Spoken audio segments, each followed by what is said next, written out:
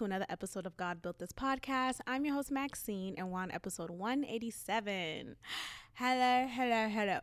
Okay, I'm going to give another quick update about how the fuck did you afford that European ass vacation or your European ass summer. Sorry, I'm going to sound like a hater. I'm not. No, since that initial recording, I have just been made aware of more ways, or just ways in general, that some people are able to afford a European ass vacation. And first I want to just start off with, because I have my whole list here of like things that I would like to discuss here on this episode. I want to start off with perception, though, and how perception is really the key when it comes to social media. And I just realized that more and more. And I think with my tendency of comparing my life to others, whether that's via Instagram or YouTube, and, for example, with Instagram, seeing so many pictures of people on vacation and just seemingly on vacation left and right, it comes off to me, and in my mind I'm creating this narrative of, oh, they're just able to easily fly off to an international destination and spend loads of money and yada. And even if that is the case, right, even if what is being presented to me is actually true, and what I mean by that is, there's a lot of people who lie online. There's a lot of people who act like their life is one way when it's really not, right? A lot of people may come off very rich and well-to-do and expensive on their social media account, but in reality they're broke. In reality they're struggling. In reality they don't know when their next check is coming, or when their next meal is coming. But online is totally different. So, and I'm just making that point because I think I just needed a reminder that I just need to stay in my own lane. Like, that's really it. Like, I need to stay in my own lane. I need to stop comparing my life to others. I need to stop comparing or asking, wait, why does she or why does he get to have this and I don't? What? Like, this is not a fruitful way to think, to feel. And although, this podcast is just my expression of just my transparency with life and just my feelings and my thoughts, like, it's very open and honest here, so I don't regret sharing just like my qualms with so many people I've been seeing being able to go on European vacations. But I think the root of it all is me feeling less than because you're able to afford it and you're able to do this and you're able to do that and I'm not.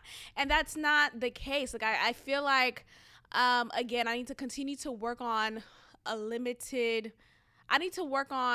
my limited ideas and plans for myself, and thinking that, oh, that's for you but it's not for me, or you have that opportunity but I don't, when it's like that's not the case. Like, I can't go to Paris if I plan to. Like, that can be a reality for me. I just have to figure out how to get there. But and like, I just had, when I mean I had to figure out how to get there, I mean I had to like, you get a plane and get there, obviously, but like, I have to figure out how to make that a reality. You know what I mean? And it's not just a reality reserved for some people while I'm just in the mud. No, it's a reality for myself as well, and I will figure out how to make that a reality that I'm living in the moment of, in due time. And I'll plan and figure out ways to do so, but this is not something that I cannot walk in as a real experience for myself. It's like, that is crazy for me to think like that. So I'm happy that I was honest with you guys and just sharing just my feelings about that. And it brought me to this point right now mentally to just appreciate my life right now, appreciate just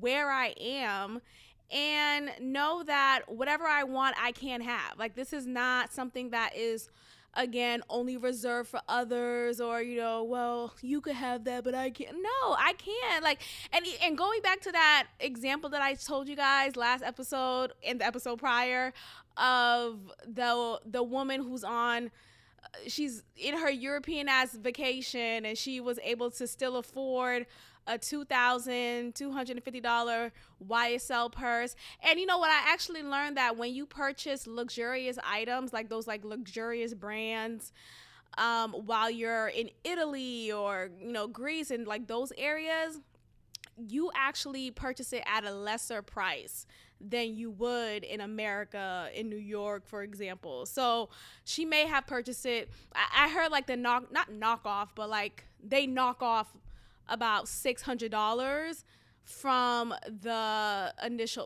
actual price. So say she got it $600 less. So like, okay, $1,600 she paid for it. I mean, that's still a lot of money.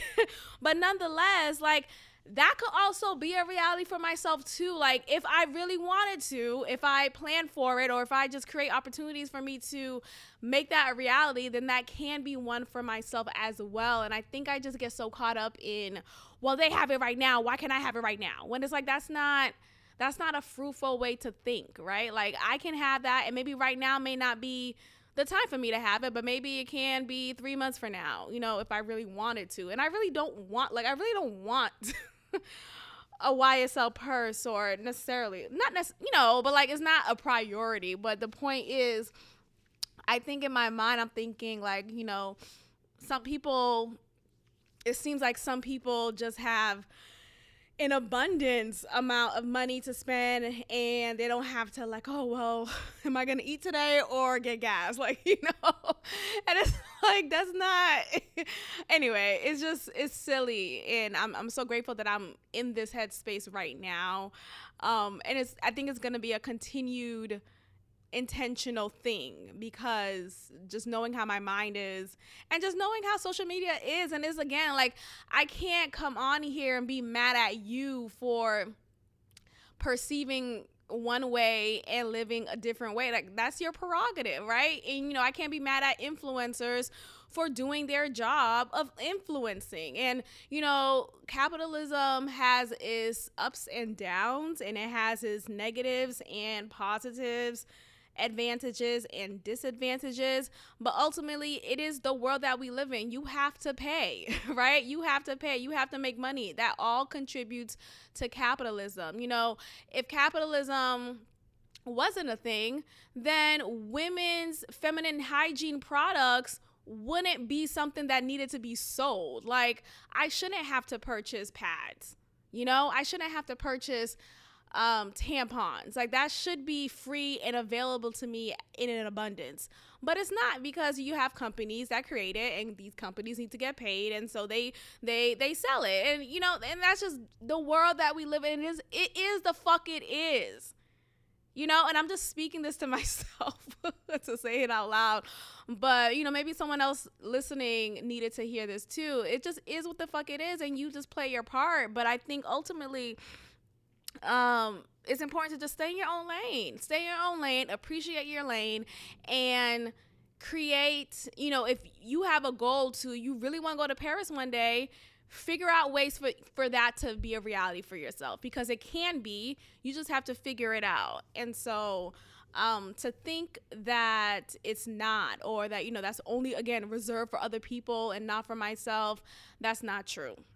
So I just kind of flipped the order of what I wanted to discuss, but I think it's important to start off with that, because I think with social media, again, perception is really key to make money, to get more followers, to just appear a certain lifestyle. And so remembering that while you're scrolling on social media is essential, and reminding yourself, oh, wait, that could also just be a lie, right? Like, that, you know, like, don't take too much stock into what you're seeing online. Like, don't think that that's really, and even if it is the life that they're living, then that's great, you know, that's fine. But the point is, like, take it for what it's worth. take it that perception is just the key here.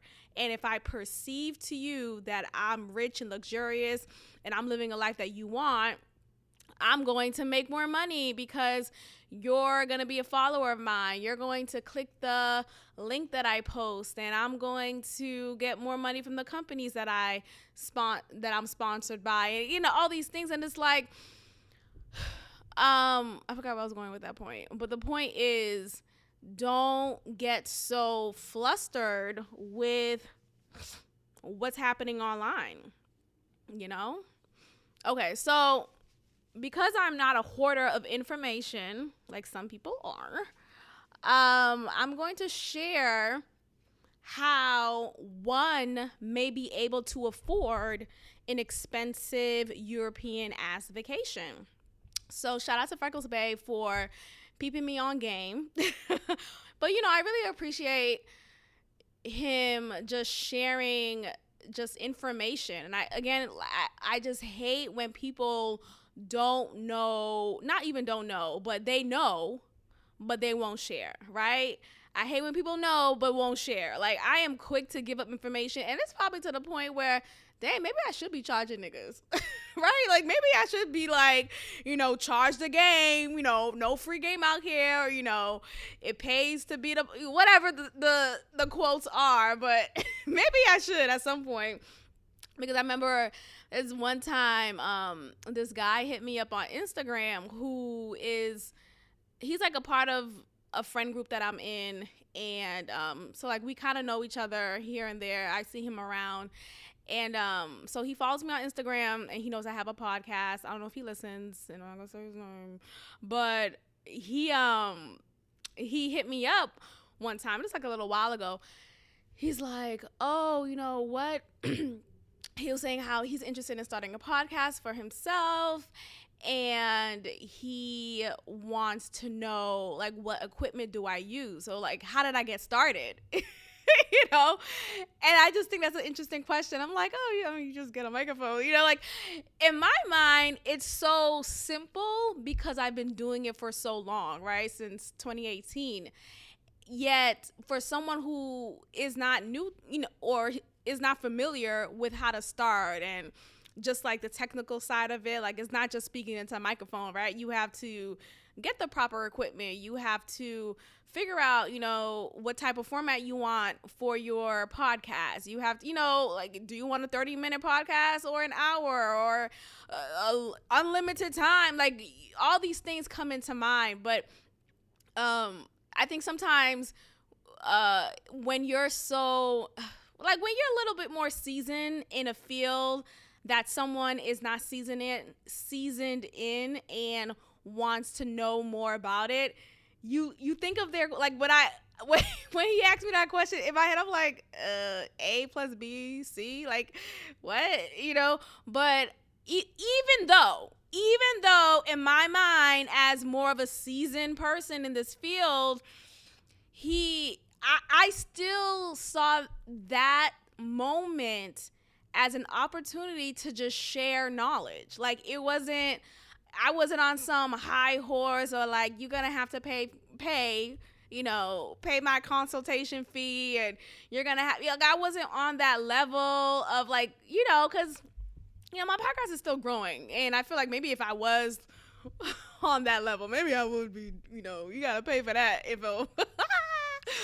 But regardless, though, I'm very quick to share information. So when he asked me, I was very detailed in, like, how I started, because that's how he asked me. He basically just asked me, how did I start and what microphone did I use to start? And I told him specifically what microphone I used to start and how's it been working for me and yada, yada, yada. And so that was it. But I think, you know, I say that because, again, it's necessary to fucking talk to people. Like, share whatever it is that, you know, that could give someone a leg up, you know, and just like, oh, I didn't know that. And then they go ahead and continue with the information that you provided to them, and then they figure it out, right? Like, of course, you're not gonna, like, I'm not gonna hold anyone's hand necessarily. I do have a tendency of doing that, though. I feel like with me, Like, if you ask me any question at any time, if you keep on asking me questions, it could be different questions. I may find myself like, okay, I gotta say, figure it out type of thing. But for the most part, I'm very open. I really do like to help people. I like to know that, oh, I provided you with an answer and that answer helped you. Wow. Like, I think that's really a blessing. And I like to see myself as a blessing unto others.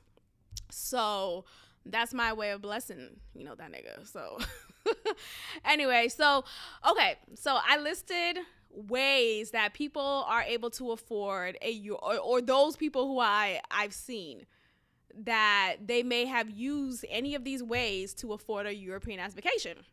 So the first thing I listed is it's normal for people to charge the expense on a credit card and pay it off over the next 2 years. Now, again, shout out to Freckles Bay for peeping me on game. And this is funny because, like, I've done that before, too. So it's like, why did I think I'm the only one who have done that and other people can't? So, so people do that. Like, they would, okay, I could get a card that's $2,500 max, and I could use that towards my vacation expense, and then I'll just pay that off in the next 2 years because, maybe I'm not going to make that a priority to pay that off sooner, or maybe I can't afford to do that, pay it off sooner, but I really want to go on this European ass vacation, so I'm going to go ahead and charge it on this credit card. So that's one way. Certain deals, here's another way, certain deals apply dependent upon when you book. So, for example, when you're a teacher, sometimes you're very much restricted to certain times of the year to book a vacation. So that includes Christmas break, Thanksgiving break, spring break, and summer break. Now, those who are not teachers may look at that and see, oh, well, that's great. Those are some great times. Like, dang, you have those breaks off, right? You have that time off naturally, right? As for someone who may work in human resources, don't have 2 weeks off for Christmas and New Year's, and don't have spring break off in March or April, depending on where you are in the country. But the caveat is the negative one, right? Some say like, oh, that's the caveat. That's really like the negative. But what I'm trying to say, like the asterisk, that's what I'm trying to get at. The asterisk of that benefit is you're still paying a high price because a lot of people are traveling during those times. There's a lot of people still traveling during spring break time, during Thanksgiving and Christmas time. So, okay, sure, you may have that time off naturally because you're an educator, right? And you work in this field, but you're not getting a sale or a deal by traveling during this time because these airlines and these hotels know that a lot of people are going to be traveling during this time. I'm going to hike up the prices and get a lot of profit from you motherfuckers. So that is just the asterisk when it comes to that. So for someone who's not working in the field of education and who don't already have those times off, that's just like in the contract of their job, they have the opportunity to call out in advance, schedule vacation time in advance for a time that is not as popular to travel. So maybe you figured out it's best to travel the second, maybe like the last week of February. Maybe that's the best way to travel, or the best time to travel, and you're able to call that time off. You schedule it in advance, and you don't have to deal with finding a substitute or creating sub plans for your students, because that is what happens if you're a teacher and you're having to take time off outside of vacation time. It's really, people think like, oh, there's so many benefits of like being a teacher, and you have all these times off and yada yada yada. Even when you are well credited with PTO time, right? Teachers get PTO, and you may have racked up so many hours, and you could take a lot of time off if you wanted to, even if you just take a day off in the week, right? It could be the week of the second week of September, and you decided to take that Friday off. Even though you are well within your right to do so, technically you have the approved time off, and you schedule it in advance, yada yada yada. It's just not at all encouraged to do so. Like, socially, the culture in taking time off while you're a teacher, when you're a teacher, is so frowned upon. Like, it's to the point where you're made to feel bad.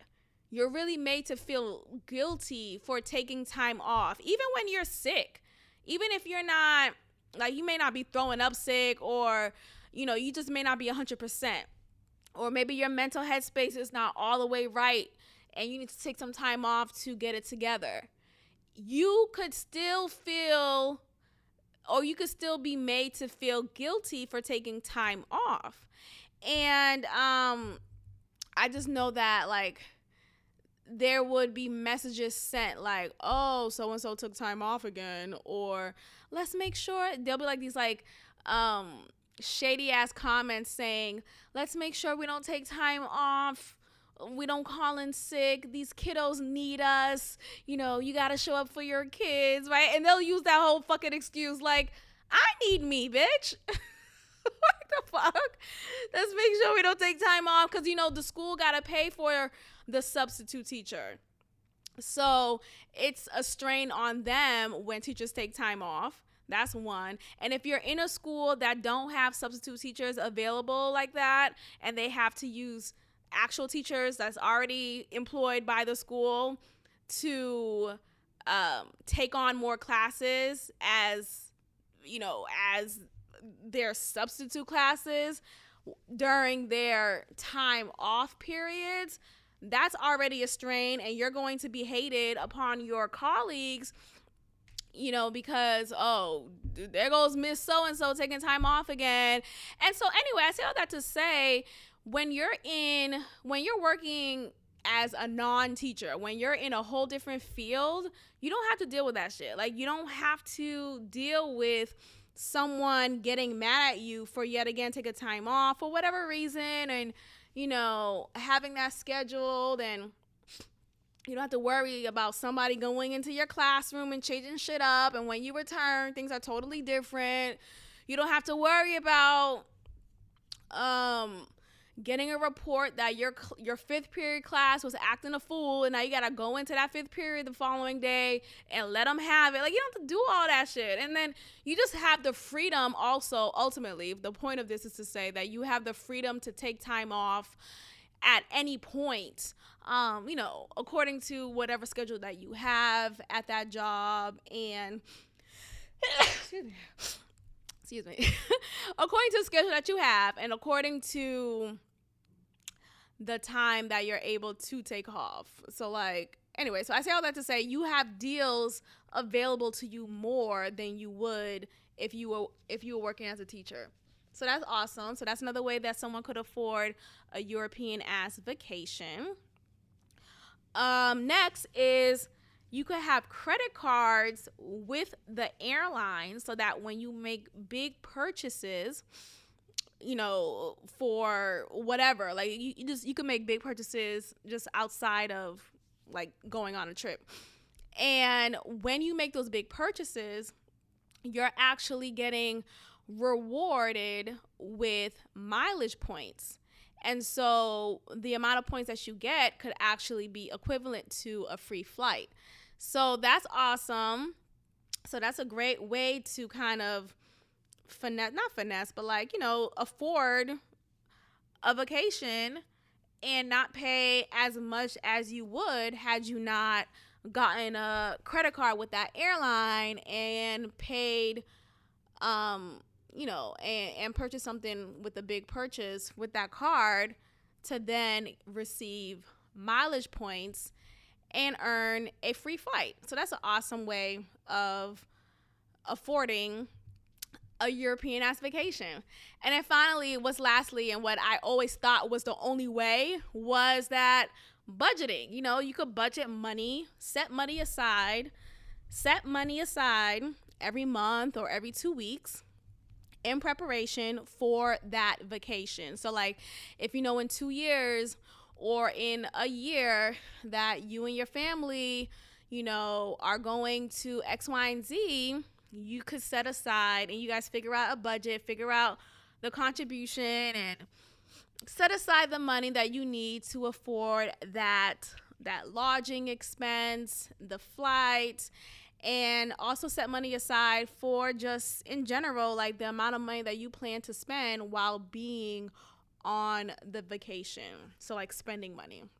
So yeah, that's what I listed on how the fuck did you afford that European ass vacation segment. Ding! 25 minutes later.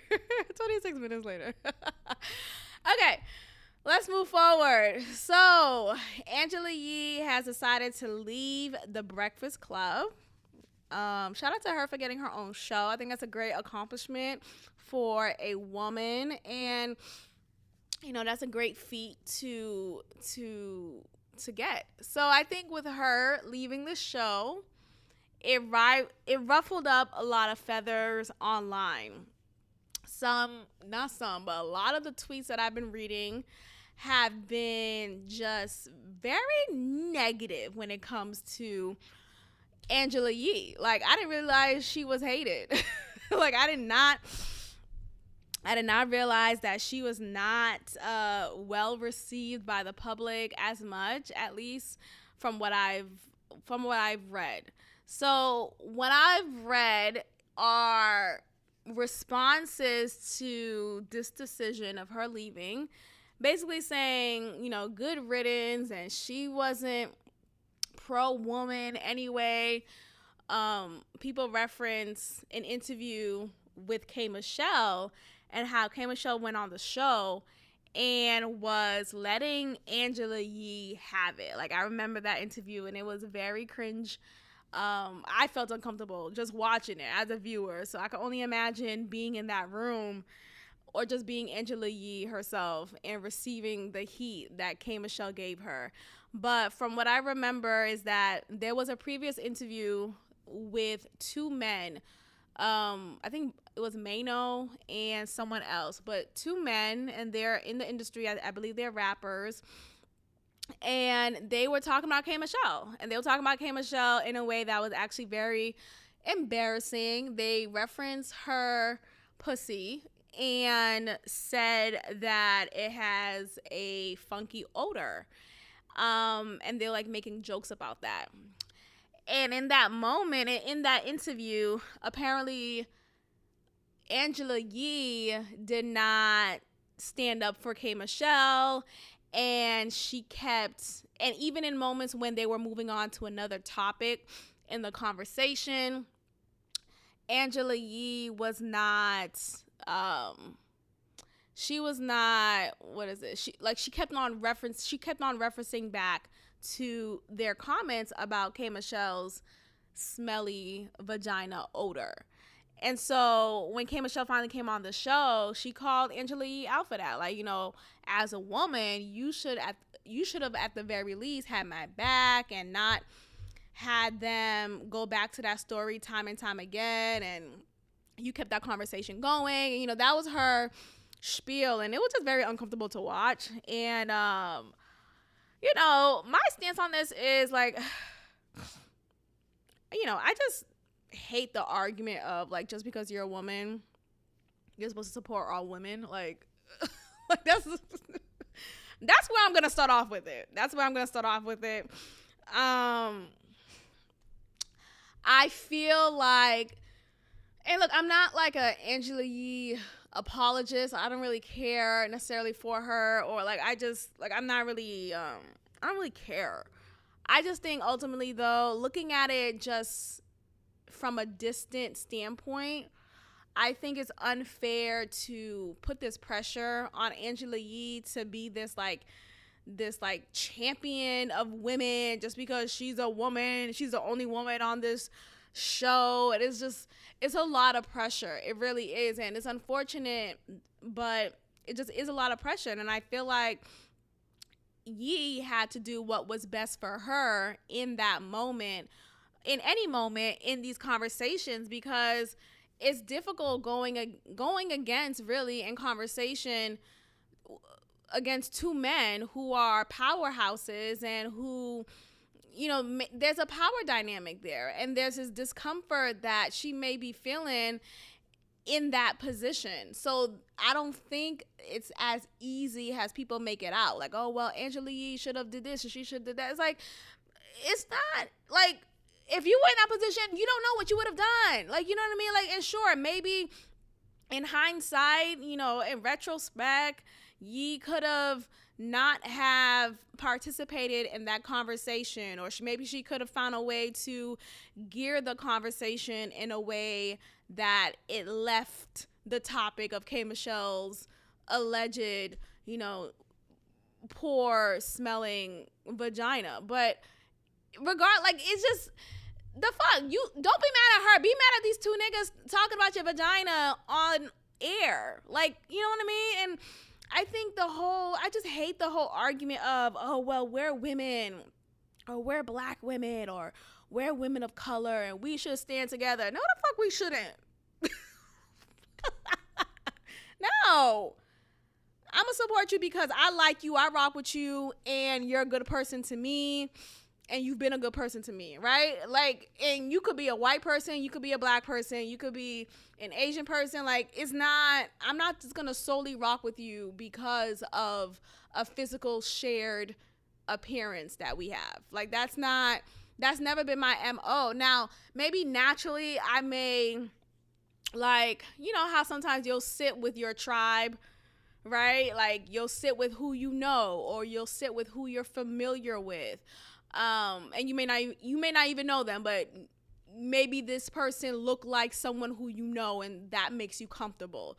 But then when you sit with that person and they may not be as cool as you hoped, now you're fucked, and you're sitting next to, another black woman, but she's fucking rude as hell. Oh, but we're gonna stick together because we're black? No, the fuck we're not. If I don't rock with you, I don't rock with you, period. Man, fuck with me. I'm kidding. I feel like I sound like I'm anti-women. I'm really not. I mean, I'm not kidding. But the point is, don't just support people because you are pressured to based off of what society says. That's the point that I'm making. And that's what I'm standing on. Like, I don't think it's fair to put that on anybody. And I feel sorry for Yee that she was given this carry, this weight to carry. Like, this is ridiculous. And again, people make poor decisions, and it's not all, she's so, like, not everyone's gonna be a social justice warrior and defend you and know the right things to say. And, like, people fuck up. Like, her fucking up, and sure, it may have been several times, but again, you have to know that the work environment that you're in, you have to figure out ways to survive. And maybe that was her way of surviving, right? Like, I don't think we're having enough conversations around the environment that she was in. Being the only woman, with two other men in the room hosting this show, it's not easy to hold your own. It's not easy to have your voice heard. And she already has this kind of like weird squeaky ass voice, and sometimes she be sounding so fucking dumb. But like, sometimes, some people talk, but they sound like, are you even know what you, like, what? Is there a brain there? Like, what's going on? And I know sometimes I don't say the smartest things, and I may come off like a fool sometimes, but sometimes, I don't know, some people will like consistently sound like that and consistently come off like that. So I don't know. Well, the point is, I felt bad that Angela Yee was getting a lot of smoke for, you know, after this announcement, and instead of just congratulating her, a lot of people was just like tearing her down. I just felt like that's fucked up. That was not right. And they were also saying how in conversations or like in interviews, her only contribution was asking the guys or the girls, you know, what's your favorite position? And that's not true. Like, that's not, I don't think that's a true take. Like, I mean, it may be true in certain interviews or with certain people, but you have to keep in mind this is an entertainment show, and they thrive off of these like very spicy topics and these spicy conversations. And so she's probably thinking, look, I gotta do my part, and so I'm gonna ask this question, you know. And I think with maybe like with certain artists who specialize in certain sexual songs, like I remember, you know, with Trey Songz, when he dropped I Invented Sex, yo, that song, that album,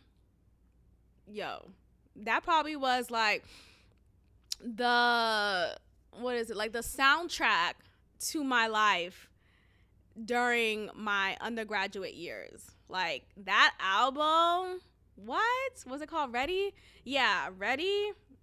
Trey Songz. That album was the soundtrack to my life at UNH. Shout out to University of New Haven. But that was really the time. Everyone was playing that album. It was played a lot during our on-campus parties, and it really was a shit. Anyway, with Trey Songz, you know, one of the songs in the album is I Invented Sex. And so, like, naturally, like, if you're in an interview and you're trying to gain more exposure and ratings and be, you know, scandalous or whatever, someone who wrote a song or is singing a song about inventing sex, you know, that's already a crazy ass title.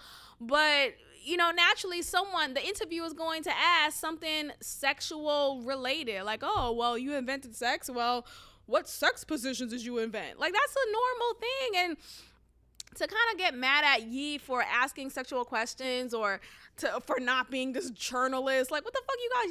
Is she supposed to be a CNN reporter? Is Angela Yee supposed to be a CNN reporter for y'all to support her? Like, come on, man. Like, can we stop? It's a little ridiculous. So anyway, shout out to her. I think, you know, it's a great accomplishment. You know, I wish her success on her new show whenever she starts that. And it'll actually still be on the station, a Power 105. And yeah, I wonder who will replace her. I don't know who could be a great match for Charlamagne and DJ Envy. I just hope it's a good replacement, and it should be fine. But anyway, it is what it is. Shout out to her, and, you know, just stop being haters. Like, people just stop just hating. I know I was just on here hating on y'all going on European vacations, but look, I came on here talking about perception is really key when it comes to social media, and that it's best to stay in your own lane, and you could create the reality that you want, you know, don't compare. And so that's what a lot of people need to take the advice of anyway. Okay, let's get into this car crash, just devastation. I cannot. This news was, and I don't really like to watch like car crash videos or like just like weird, you know how those videos of like, oh look, this guy just like poked his eye out, like those like weird ass videos that y'all will watch and repost. Oh my gosh. And even like when Black Lives Matter was seemingly legitimate and niggas would repost Ahmaud Arbery getting lynched. Like, they would literally repost that shit, and I would see it all the time. And it was to the point where I decided to unfollow some people. I muted some people. I reported some posts that y'all will post of this because y'all would really repost a man getting killed. Like, why is it that you want me to see this? Like, why What is the reason here? And I remember one person who actually do I follow her? No, I don't follow. No, I do follow her, but I muted her. So I don't see her at all, to the point where I thought I unfollowed her. But I muted her on all levels because when Black Lives Matter was seemingly legitimate, she would repost all of these just killings. Like, every black man on earth who was ever lynched was now on her Instagram story. Like, girl, I'm not trying to get depressed today. Can we stop? God, yeah. And I know it's your story. I mean, I know it's your, yeah, it is her story. It's her Instagram story. It's her right. Yada, yada. It's my right to also take that away from my timeline, because I'm not trying to get bombarded with depression, this depression Olympics. Like, what the fuck? Anyway, so she would repost the Ahmaud Arbery lynching. And in the next post, she said, it's important for me to repost this, because I think she was like getting defensive, I guess. Maybe some people said something, or maybe she just wanted to say it out loud as a disclaimer. But she was like, it's important for me to repost it so everyone knows, you know, why we fight the good fight and why Black Lives Matter is important to you know, discuss and make known, and basically to keep the narrative going. You know, keep this in your face, you know, so you don't ever forget. Like, nigga, I need to forget. If this is what it takes to not ever forget, I want to be amnesic at this point. Like, what the fuck? I don't want to see this shit. So I muted her ass. Like, I haven't seen her since. Okay, so going back to this case. So Nicole Linton, who is that black woman that everyone has seen by now, the traveling nurse who is living in California. You know, with traveling nurses, they get to travel anywhere and, you know, work their contract at that location for however long. And maybe they could even decide, like, if it really works out, to just stay there permanently and just cut out the whole travel nurse label. But either way, she's a travel nurse, and she was travel nursing in California.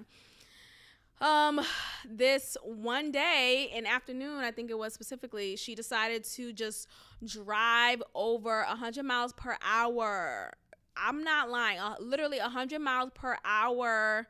And, of course, she killed lives and injured many in this, horrible decision that she made.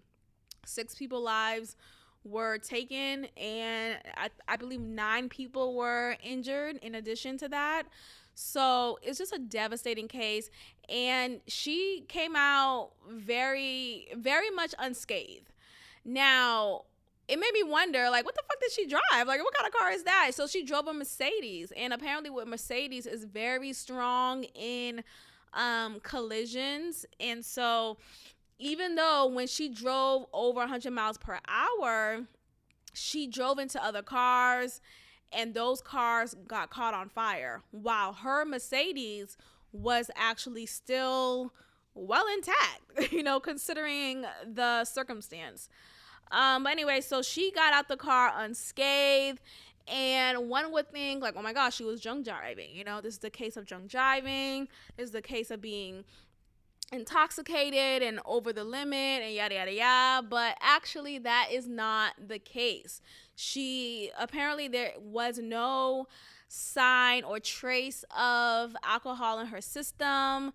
She was not high by any standard. She was well to drive, like well enough to, like, there was no impaired judgment.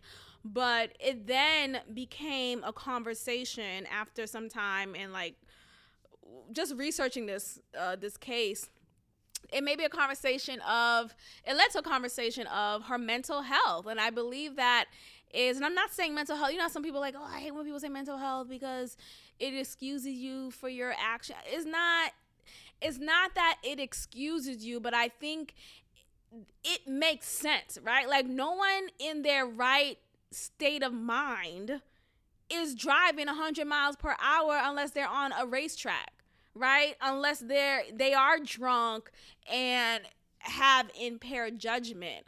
But other than that, it would have to be mental illness. Like, what are you talking about? You would have to not be well chemically balanced to do such a thing. So I don't think that is a dismissive argument to be made. I feel like as much as we say, oh, mental health matters, yada, yada, yada, even in these circumstances, mental health is still a matter. Like, it still fucking matters. And I'm not, again, she should still get the consequences that she deserves. But I think ultimately what led to this was poor mental health.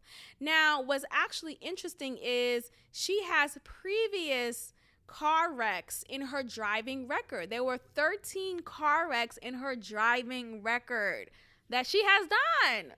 Okay, there was actually 2 in which, or 3 in which of those car wrecks that led to a collision as well. So she's clearly, she was clearly someone who shouldn't have been behind the wheel, who was not in the right mindset and, just mental capacity to be behind the wheel, yet she was. So I don't know what's up with that. Like, how are these people, how is she, and I'm sure there are others like her, how are they able to drive and have their license knowing that they're not mentally stable? I don't know. I really don't know.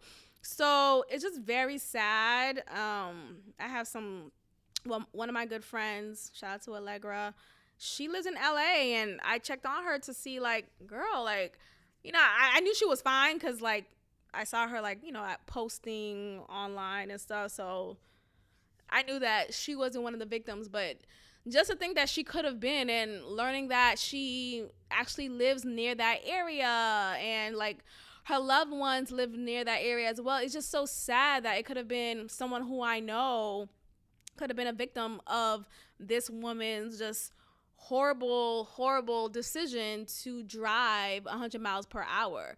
Now, the story that's going around is that she was attempting to commit suicide after having an argument / breakup possibly with her boyfriend. Now, I just want to know, who's his boyfriend? Who is, I gotta put a joke in somewhere because this has been heavy. Who is the boyfriend? Like, was the dick that good? Or just the guy in general? I don't want to, like, dumb it down to, oh, it's just, sometimes we'd be like, oh, she's dickmatized. Look, dick does matter. Dick matters, right? The stroke of the dick, the size, all that matters in a relationship. But I think ultimately what matters is the connection that you have with that person, the conversations, the overall, are we on the same wavelength, mentally, spiritually, all of that. Because, like, all the times I had sex prior to Freckles Bay, it has not been much of a pleasurable moment. Like, it's been pleasurable as far as, like, okay, ooh, pleasurable, ooh, pleasure, right? But this ecstasy that I feel currently, this high, this, like, sensation, this goodness, I've never felt that prior. And that is largely and solely because of the lack of connection, the lack of being on the same wavelength, the lack of just conversation and intimacy present with those said previous partners. So I think, sometimes when we like to say, oh, she's dickmatized, yada, yada, yada, I don't think it's just a dick. Sure, in some cases it is just a dick, right? In some cases you are really like, girl, damn, bitch, you never had dick before. Like, some cases it is that. Some cases it is the dick. But I think more times than not, it's really about this, this is someone who I've grown intimate with. This is someone who I've shared a life with for the past 4 years. And oh my gosh, you're breaking up with me, or this argument is so, is so hurtful that I feel like I can't live without you, type of thing.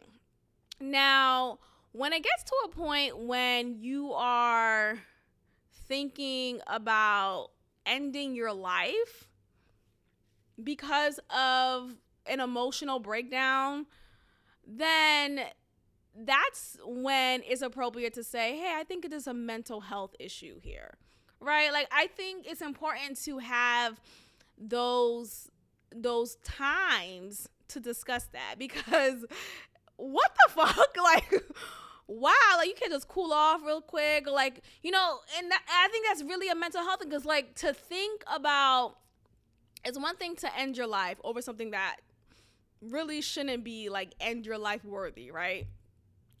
Not to say something, you know, not to say there are things that are, I'm just saying, like, there are other things I could think of that might be more understandable if you were to end it, you know, like, again, I'm not promoting suicide. I'm just saying, like, this is not, it shouldn't be that deep. But anyway, I just feel like your choice to end your life in this capacity is just so much of a red flag that there is a mental health issue here that I don't know what is. You know, like, you know, get a gun, right? Get a gun and just shoot yourself, right? Get a knife and figure out your artery. You know, you a nurse, you know exactly what to do to kill yourself, or you know exactly what to take, right? I'm sure she has access to certain pills and she knows the dosage to take. I'm not advocating, maybe I should put like a disclaimer prior to this episode, but like, I'm not advocating for suicide. I'm just saying, like, she knows ways to kill herself if she really wanted to. And the fact that she chose this way of killing herself and didn't end up killing herself, instead, of course, it killed other people. I just, you know, lock that bitch up. Okay? If nothing else made sense to anybody, I am on the side of lock that bitch up. Like, yeah, her mental health is poor, and that needs to be checked in some way, but lock that bitch up in the meantime and put her under the jail, because my God, today. Okay, let's get into Real Housewives of Atlanta. And the only reason why I'm talking about this show, not to say I'm saying, oh, this show, like, I don't watch it. I watch the show very consistently. I've been a watcher of ROA for years now. So that was not a dig to the show at all. But I'm bringing it up because this topic has come to mind, and I find it very relevant, and I resonate with it so much. So the topic that I have here for Real Housewives of Atlanta is based off of the previous episode. The previous episode of this show and a future episode that's coming up this Sunday. The topic that I wrote down here is, should the husband/boyfriends get involved in an argument with his wife/girlfriend when his wife is having with another woman? I don't know if I sounded clear enough. What I'm saying is, when you're a woman, right? If you're a man who's listening, shout out to the men listening, what's up? Hey, no. If your woman is getting into an argument with another woman, should you, as her man, step in and defend her at any capacity, right? I'm not saying, you know, choke that bitch up, right? I'm not saying, you know, put her against the wall. I don't necessarily advocate for men being physically violent to women, but ultimately, though, would you defend your woman even if she's having an argument with another woman? Now, I'm bringing this question up because there's this idea of men should stay out of women's business, and men should know their place, and men should just shut up. You know, the woman got it, or men shouldn't speak to women like that, right? And fuck that, right? What do y'all think I would say? I just had a whole spiel earlier on talking about, you know, fuck, I don't give a fuck if you're a woman. I'm not going to defend you or whatever. No, but dead ass, fuck that. I'm of the mindset of defend me regardless, right? I don't care who I don't care if it's a petite woman who I'm arguing with. If you're my man and you happen to be in my presence, like we're together and you are of witness to me having an argument with another woman, and even if I am checking her and I'm doing well in that argument, right? Like I'm cussing her down, whatever. I still want my man to say or do something in my defense in any capacity, however that looks like for you. That's natural for you, right? I don't want you to suddenly not be who you are in defending me, but I want to feel like I left that moment knowing that, oh, my man said this or that and, had my back emotionally. Now, some people would disagree with that because they feel like, well, men and women, a man shouldn't get involved in his woman's, personal, petty arguments with other women. And it's like, I get that to an extent. And what let me drink this sip of water. I get that to an extent, as far as like, say if your woman is having an argument with another woman and you're not there, right? You happen to not be in that moment physically, yet you hear about it afterwards and you decided to check that woman out. Like, I don't think you should do that. Like, I don't agree with that, because it's like you going out of your way when you weren't there is different. But I feel like in general, and we should be on one team though. Like if I have problems with so-and-so, I know that my man's not gonna like smile in her face or like, I don't know. Like you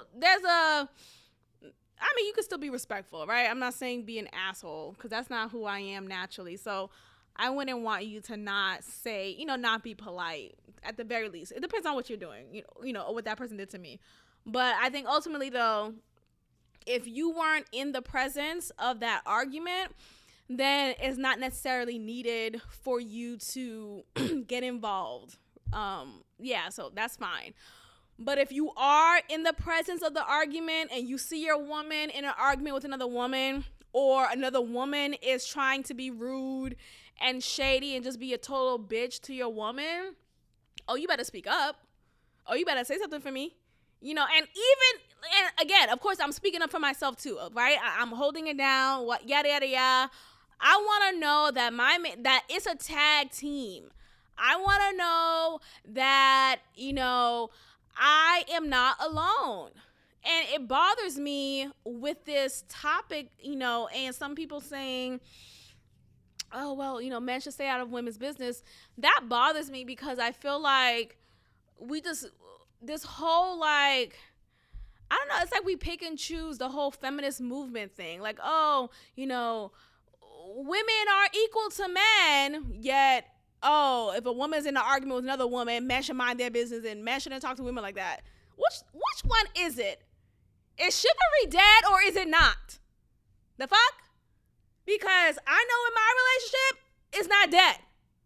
Right? It's not dead. The chivalry is not dead. And I don't want that shit dead. I feel like, just in general, though, you defend your loved one. If it was my cousin, if it was my sister, if it was, a friend of mine, if I know that I'm with you, I'm physically with you, right? And again, we don't have to be in a romantic relationship. It could be completely platonic. It could be familial.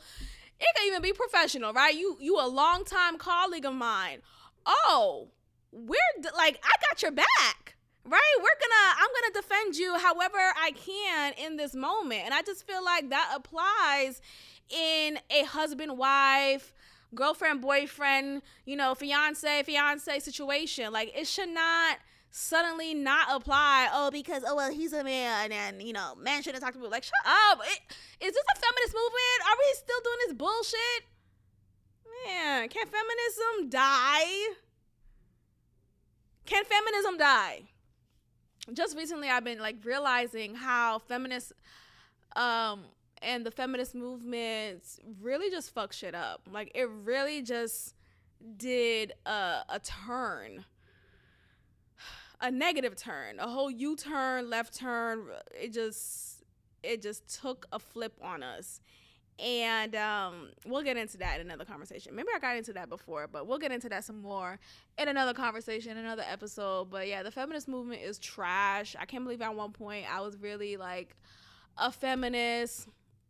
And, you know, whatever. You live and you learn and you grow. But yeah, fuck that shit. Like, you better defend me. You better defend me. You better. And the reason why this like bothers me to a level is because I remember when I was with Leprechaun Bay. And it was one time I was over his house, amongst the many times. But one time in particular, I was over his house, and a couple of his friends were there, men and women.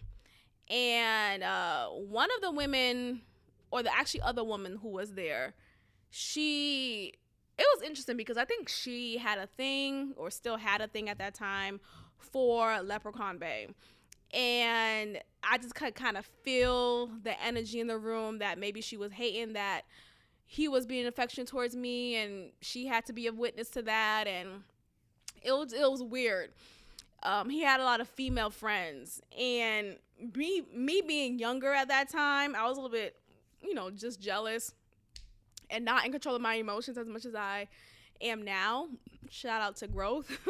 But anyway, I still, even though I was younger at that time, and even though I was not as in control of my emotions as I am now, I still think and believe, just me being the 31-year-old woman that I am today, I still recognize in that relationship, it was inappropriate. Like, him having the amount of female friends that he did, and the type of friendship he had with them, and the lack of boundary that was present in those friendships. Oh, bitch, it had nothing to do with me being out of control of my emotions, or me being young and, just young spirited. No. It was inappropriate regardless. Like, the fact that some of these women will physically be on him in my presence, knowing that, oh, hi, I'm his girlfriend, they would lean on him, lay on him, and he would allow it. Like, it would be let. Like, he let that happen. And I'm sitting there next to him while this other bitch, who, of course, knew him longer than I did, is laying on him, too. And I'm like, what the fuck is going on here? What the fuck? Am I... Is who's that guy's name from Twilight Zone? The host. Is one of the hosts from the Twilight Zone gonna come out? The fuck? Like, how the fuck you laying on him and I'm laying on him too? I didn't know he had somebody else. Like, that wasn't in an understanding or whatever. So anyway, I was it was one of those moments. She happened to have not been laying on him. But we were kind of getting into it. Like, I don't know what we was talking about. It was so long ago. But either way, she was, like, trying to be shady towards me. And I felt it. And I was annoyed by it. And I was mostly annoyed with the fact that my man next to me was silent. Silent as, not solid as a rock. He was silent as a rock. Nigga made no noise. Like, you are completely aware of what is going on, and this bitch over here is being obviously shady towards me. She said some comment. Oh, I think I remember now. She was saying, like, how he likes his food. No, he likes her food a certain way, and that she could cook for him, and he always likes her food. Like, she was making it seem like, I know you got the girlfriend title, but I'm really his girlfriend because I know how to feed him. I know how to make him happy. She was coming off very much like that. And I wanted to be like, bitch, what the fuck? Like, what? And you had this leprechaun ass, Jolly Rancher ass bae not saying shit. Oh my God. There's so many moments in that relationship. And that I think about, I don't think about it actively, but like, that would just come to mind when, certain topics that resonate with me that just remind me of just the gaslighting just the lack of accountability, the lack of boundary, the clinginess, it's just so many things that were red flags.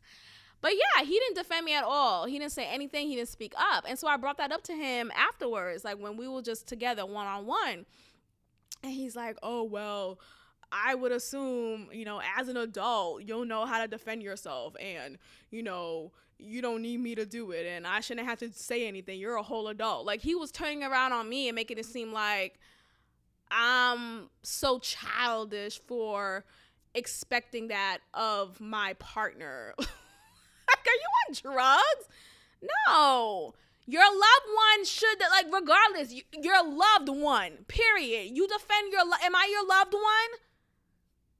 Am I your loved one? You defend your loved one. If your loved one is getting cussed out or, a shady comment is being said to her, and you defend her however you can. Again, do it in the way that is natural for you. Don't just suddenly get out of your comfort zone, not comfort zone, but like character. Like, don't suddenly not be who you are. Don't suddenly become The Rock and it's like, where, nigga, who the fuck are you? Like, are you about to hit me? Like, don't suddenly do that. But the point is, there's ways to defend your woman that is respectable, honorable, chivalrous to that woman, to your woman, and that is still natural to who you are. So, like, in that comment that she made about, like, basically how she could be a better girlfriend or be his girlfriend and doesn't need a title type of thing, he could have, like, she did it in, like, a sarcastic type of way. He could have said a sarcastic comment in return in defense of me, right? He didn't have to, like, it's not necessarily a moment that he needed to cuss her out or call her out her name, but there's a way to do it that could have still shut her down. And that was just also, looking back at it, that was also a glaring sign that there was more to that friendship. It was not platonic. The fact that she felt comfortable enough to say that comment to me, and the fact that she felt comfortable enough in previous occasions to lay on him, it told me a lot that, a boundary is crossed, and was crossed multiple times probably. So, it is what it is. So yeah, defend me. The fuck? Defend me. Because all my life I had to fight. No, but like, I think sometimes though, I'm just, I don't know. I just appreciate someone who has my back. Like, have my back in every way possible. So if you could have my back in an argument, shit, you got more points from me. Anyway, you guys, thank you guys so much for listening. I'm going to end the podcast here, this podcast episode here. If you enjoyed any point of this conversation, be sure to have left a positive review on Apple Podcasts, Spotify, Google Podcasts, and Anchor. And that is all. If you would like some exclusive content, check out the Patreon page. The link is also in the show notes. And that is all, y'all. Thank you so much for listening, and I will check in with you guys next time. Peace. Thank you for tuning in to another episode of God Built This Podcast with your host, Maxine. Be sure to leave a review, give me 5 stars, and of course, subscribe. Also, follow God Built This Podcast on Instagram at God Built This Pod. God bless.